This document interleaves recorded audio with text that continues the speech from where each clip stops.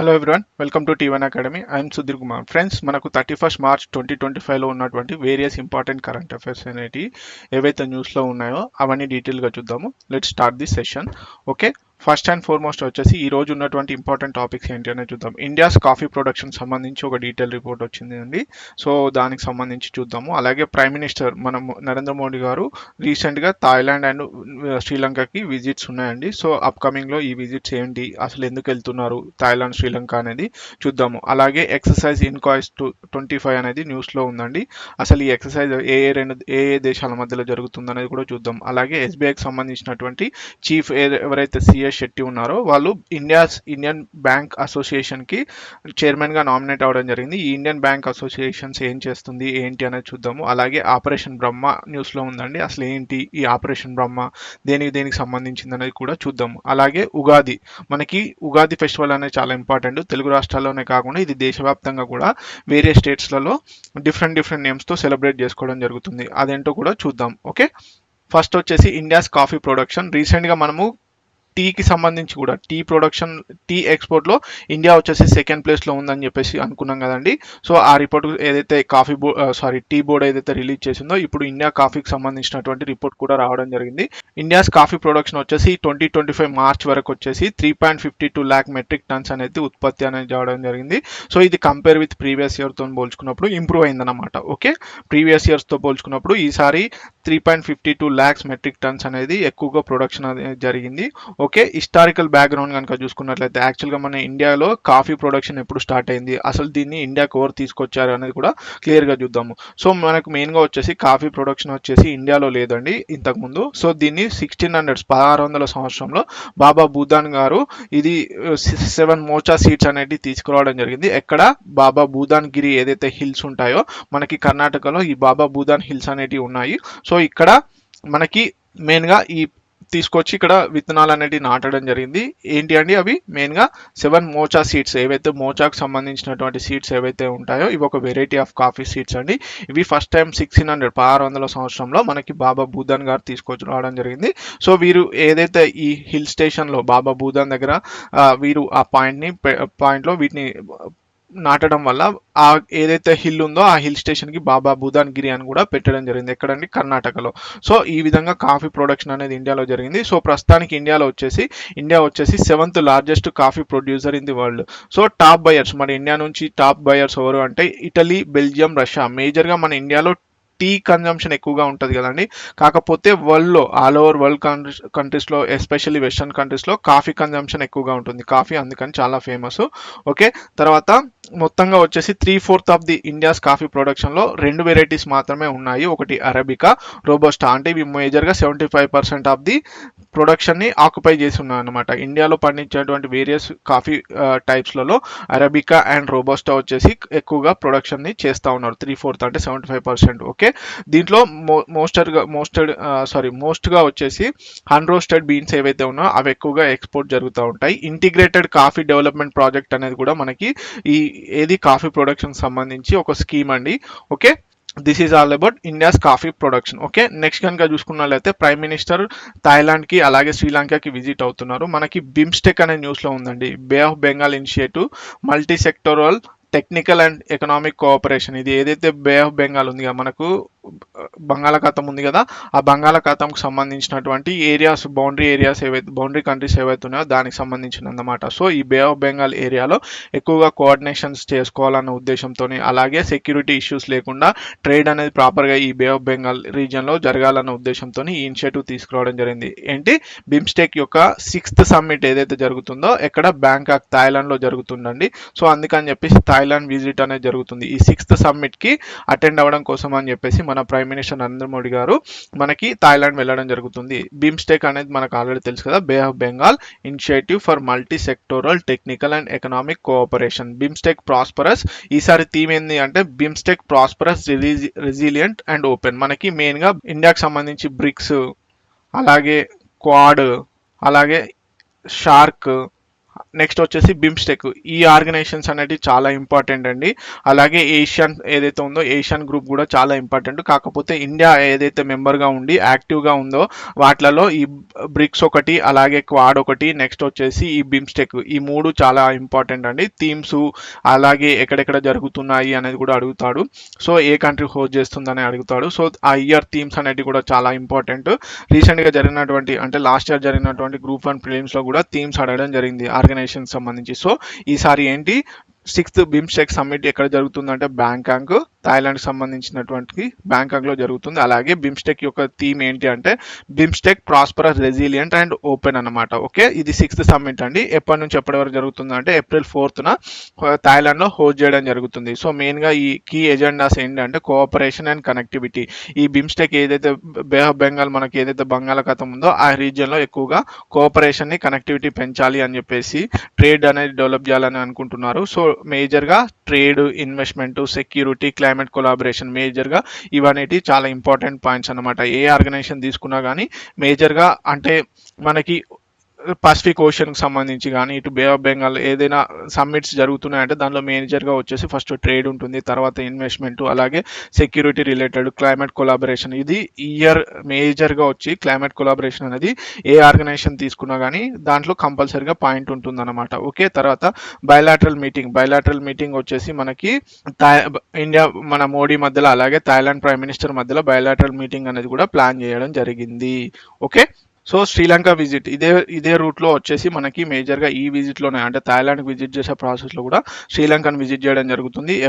ఎవరి ఆధ్వర్యంలో అండి మేజర్గా ఇన్విటేషన్ శ్రీలంక ప్రెసిడెంట్ అయినటువంటి అనురా కుమార దిశంఖ్య వారి ఇన్విటేషన్ బేస్ చేసుకొని ప్రైమ్ మినిస్టర్ నరేంద్ర మోదీ గారు మనకి శ్రీలంకను విజిట్ చేయడం జరుగుతుంది. సో దీంట్లో మేజర్గా వచ్చేసి fostering partnership for a shared future. మనకి శ్రీలంక యొక్క ఏదైతే మనకి మేజర్గా అక్కడ ఎకనామిక్ క్రైసిస్ వచ్చిందిగా అప్పటి నుంచి మోడీ గారు విజిట్ చేయడం అనేది ఇప్పుడు ఫస్ట్ టైం అండి. సో అందుకని చెప్పేసి దీనికి ఎక్కువగా ఇంపార్టెన్స్ ఉందన్నమాట. సో మేజర్గా మనకి ఇండియాకి వచ్చేసి కొన్ని యాక్టిస్ట్ పాలసీ అని, లుకిస్ట్ పాలసీ అని మనకి మేజర్గా 1990s లుక్ ఈస్ట్ పాలసీ అనేది ఉంది. తర్వాత మోడీ గారు వచ్చినాక ఇప్పుడు ఏంటంటే యాక్ట్ ఈస్ట్ పాలసీ. అంటే ప్రీవియస్ లో ఏంటంటే ఏదైతే ఈస్టర్న్ కంట్రీస్ ఉన్నాయో మనకి ఏషియాకి సంబంధించి ఆ కంట్రీస్లలో ఎక్కువగా ఇంట్రెస్ట్ చూపించేవాళ్ళు. ఇప్పుడు ఏంటంటే ఖచ్చితంగా ఆ కంట్రీస్ నుంచి మనకి ఇన్వెస్ట్మెంట్స్ అలాగే వచ్చేసి మనకి మేజర్గా ఇన్వెస్ట్మెంట్స్ ఒకటి ప్లస్ అలాగే ఆ ట్రేడ్ కొలాబరేషన్ అనేది జరగాలని చెప్పేసి యాక్ట్ ఈస్ట్ పాలసీ అలాగే neighbourhood first and act east policy అనేది తీసుకురావడం జరిగింది మోడీ గారి ఆధ్వర్యంలో. అలాగే మహాసాగర్ అనేది కూడా న్యూస్లో ఉందండి. మనకి మహాసాగర్ అంటే ఏం లేదండి, mutual and holistic advancement for security growth across region. ఇది మేజర్గా వచ్చేసి మనకు ఇండియన్ ఓషన్ ఉంది కానీ ఆ ఇండియన్ ఓషన్ రీజియన్లో ఈ మహాసాగర్ అనేది ఇంప్లిమెంట్ చేయడం జరుగుతుందన్నమాట. Mutual and holistic advancement for security and growth across the region. Okay, ఈ విజన్ తోని ఇండియా యొక్క మేజర్గా ఈ ఏదైతే నైబర్హుడ్ కంట్రీస్ ఏవైతే ఉన్నాయో ఎస్పెషల్లీ సీ బేస్డ్ కంట్రీస్ ఉన్నటువంటి వాటితోని ఈ మహాసాగర్ అనేది కొలాబరేట్ అవుతుంది. ఓకే, నెక్స్ట్ కనుక చూసుకున్నట్లయితే నెక్స్ట్ కరెంట్ అఫైర్ వచ్చేసి ఎక్సర్సైజ్ ఇన్కాయిస్ అనేది న్యూస్లో ఉంది. ఓకే, ఇది మేజర్గా వచ్చేసి బైనియల్ అంటే మనకి ఎవ్రీ 2 years ఒకసారి, ఇది కంపల్సరీ ఇంపార్టెంట్ అండి. మనకి బైనియల్ అన్న అలాగే సింగిల్ అంటే ఎవ్రీ ఇయర్ జరిగేది వేరు ఉంటుంది. బైనియల్ అంటే ఎవ్రీ 2 years ఒకసారి జరుగుతుంది అనమాట. బైనియల్ మ్యూచువల్ మల్టీనేషనల్ ఎయిర్ ఎక్సర్సైజ్. ఇక్కడ గుర్తుపెట్టుకొని మనకు ఎనీ ఎక్సర్సైజ్ న్యూస్లో ఉన్నప్పుడు అది ఆర్మీకి సంబంధించిందా లేకపోతే నేవీకి సంబంధించిందా ఎయిర్ ఫోర్స్కి సంబంధించిందా అనేది చాలా ఇంపార్టెంట్. అలాగే బైలాటరల్ మల్టీలాటరల్ అనేది కంపల్సరీగా చూసుకోవాలి. బైలాటరల్ అంటే 2 కంట్రీస్ మధ్యలో మాత్రమే జరిగేది, అలాగే మల్టీనేషనల్ అంటే నెంబర్ ఆఫ్ కంట్రీస్ మధ్యలో జరిగేది అనమాట. సో ఇది ఎవరు ఆర్గనైజ్ చేస్తున్నారంటే హెలెనిక్ ఎయిర్ ఫోర్స్ వారు ఆర్గనైజ్ చేయడం జరుగుతుంది. మేజర్గా వచ్చేసి దీంట్లో స్కిల్స్ అలాగే tactical expertise enhance military cooperation అనమాట. దీని యొక్క ముఖ్య ఉద్దేశము ఇది డిఫరెంట్ కంట్రీస్ మధ్యలో ఉన్నటువంటి డిఫరెంట్ స్కిల్స్ అలాగే టాక్టికల్ ఎక్స్పర్టైజ్ని షేర్ చేసుకోవడం కోసం అని చెప్పేసి ఇలాంటి ఎక్సర్సైజెస్ అనేవి కండక్ట్ చేస్తారు. మేజర్గా ఇలాంటి ఎక్సర్సైజ్ని కండక్ట్ చేయడానికి కారణం ఏంటంటే మ్యూచువల్ కోఆపరేషన్ అండి. మ్యూచువల్ కోఆపరేషన్ అనేది చాలా ఇంపార్టెంట్. ఓకే, ఎనీ 2 కంట్రీస్ల మధ్యలో ఒకవేళ వార్ అనేది జరిగితే అప్పుడు ఎలా కోఆపరేషన్తోనే ఎలా ఇంకో కంట్రీ పైన దాడి చేయొచ్చు అని చెప్పేసి అలాంటి కండిషన్స్లో ఎలా రియాక్ట్ అవ్వాలి అని చెప్పేసి ఈ ఎక్సర్సైజ్లో కండక్ట్ చేయడం జరుగుతుంది అనమాట. ఇంటర్నేషనల్ కోఆపరేషన్ ఇంటర్ఆపరబిలిటీ ద్వారా కోసం అని చెప్పేసి ఇలాంటి ఎక్సర్సైజ్ అనేది కండక్ట్ చేస్తారు. అలాగే combined air operation, modern warfare tactics అదే చెప్పాను కానీ ఇందాకే. సో నేర్చుకోవడం అనమాట, అంటే ఒక కంట్రీ ఎలాంటి టెక్నికల్ నాలెడ్జ్ని కలిగి ఉందో తెలుసుకోవడం కోసం, అలాగే టాక్టికల్ నాలెడ్జ్ ఎలాంటి సిచ్యువేషన్ వచ్చినా కానీ ఒక్కొక్క కేస్ స్టడీస్లో ఎలా రియాక్ట్ అవ్వాలి అని చెప్పేసి ఇలాంటి ఎక్సర్సైజ్లో ప్రాక్టీస్ చేయడం జరుగుతుంది. మొత్తంగా 15 కంట్రీస్ అనేవి ఈ ఏదైతే ఇన్ కాయిస్లో పాల్గొనబోతున్నాయి అన్నమాట. మేజర్గా సిగ్నిఫికెన్స్ వచ్చేసి global defence cooperation, joint operational capabilities, India strategic partnership యొక్క స్ట్రెంథెన్ చేస్తుందన్నమాట. ఓకే, ఇండియన్ ఎయిర్ ఫోర్స్ యొక్క కమిట్మెంట్ అంటే excellence in global air operations అన్నమాట. Excellence in global air operation, this is all about exercise in ఆయికాస్. Okay, next కనుక చూసుకున్నట్లయితే SBI chief ఎవరైతే CS Shetty గారు ఉన్నారో వీరు chairman of the Indian Banks అసోసియేషన్కి చైర్మన్గా అలకేట్ అవ్వడం జరిగింది, అపాయింట్మెంట్ అవ్వడం జరిగింది అనమాట. సో ఈ ఇండియన్ బ్యాంక్స్ అసోసియేషన్ ఏంటి, అసలు దీని రూల్ ఏంటి అనేది చూద్దాము. మేజర్గా చెల్లా శ్రీనివాసులు శెట్టి ఎవరైతే ఉన్నారో వీరు స్టేట్ బ్యాంక్ ఆఫ్ ఇండియాకి సంబంధించిన చైర్మన్, ఇప్పుడు new chairman of Indian Banks అసోసియేషన్కి ఫైనాన్షియల్ ఇయర్కి చైర్మన్గా ఎన్నుకోవడం జరిగిందన్నమాట. ఓకే, సో మేజర్గా వచ్చేసి ఇది ఎప్పుడు మార్చ్ 28 రోజున అనౌన్స్మెంట్ చేయడం జరిగింది. ఇండియన్ బ్యాంక్ అసోసియేషన్ ఏదైతే ఉందో ఇది మేజర్గా ఇండియాలో ఉన్నటువంటి బ్యాంకింగ్ ఏవైతే ఉన్నాయో అవన్నిటికీ ఒక అసోసియేషన్ లాగా అన్నమాట. సో దీంట్లో ప్రైవేట్ బ్యాంక్స్ కానీ అలాగే గవర్నమెంట్ పబ్లిక్ సెక్టర్ బ్యాంక్స్ కానీ అన్ని కూడా దీంట్లో మెంబర్స్గా ఉంటాయి. ఇండియన్ బ్యాంక్స్ అసోసియేషన్ వారే మనకి ఏటీఎంస్ ఎవరికి ఇవ్వాలి ఏంటి అనేది చెప్పేసి కూడా రెగ్యులేషన్స్ అనేటివి కూడా వీళ్ళే చేస్తారనమాట. సో ఇండియన్ బ్యాంక్ అసోసియేషన్ ఏదైతే ఉందో ఇది మేజర్గా ఇండియన్ బ్యాంకింగ్ సిస్టమ్కి సంబంధించి కొన్ని రూల్స్ అండ్ రెగ్యులేషన్స్ కూడా చేయడం జరుగుతుంది. మరి ఇండియన్ బ్యాంక్స్ అసోసియేషన్లో ఎవరెవరు మెంబర్స్గా ఉంటారంటే మేజర్గా వచ్చేసి చైర్మన్, ముగ్గురు డిప్యూటీ చైర్మన్స్, అలాగే హానరీ సెక్రటరీ కూడా ఉండడం జరుగుతుంది.